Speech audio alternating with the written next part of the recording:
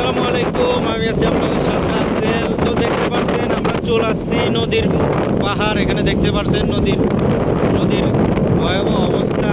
রেমালের দেখতে পাচ্ছেন ভয়াবহ অবস্থা। আমরা আছি বর্তমানে ভোলা তজুমদ্দি উপজেলাতে। এখানে দেখতে পাচ্ছেন রেমালের কি ভয়াবহ অবস্থা।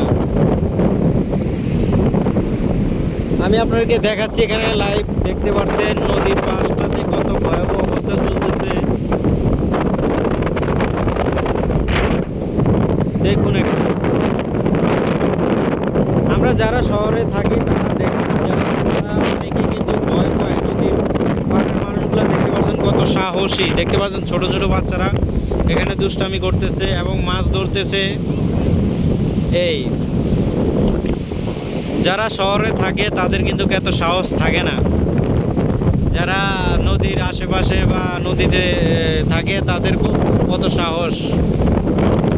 আমরা দেখে অনেকটা হতভম্ব হয়ে যাই। আমরা যেগুলো সাহস করতে পারি না তারা সেগুলো করে।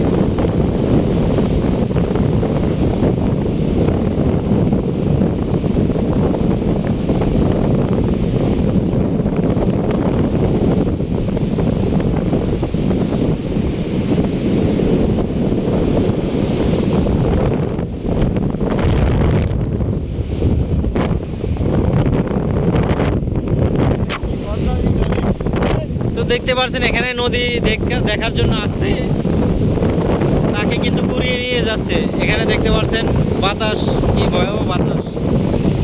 এখানে দাঁড়ানো অনেকটা কঠিন হয়ে যাচ্ছে বেরিয়ে।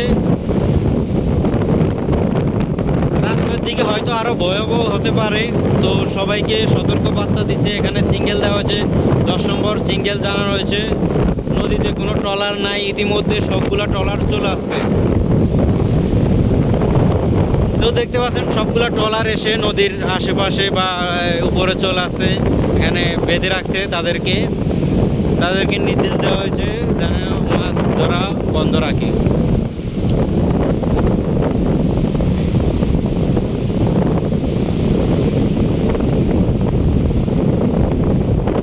তো এই ছিল রেমালের ভয়াবহ অবস্থা এখানে দেখতে পাচ্ছেন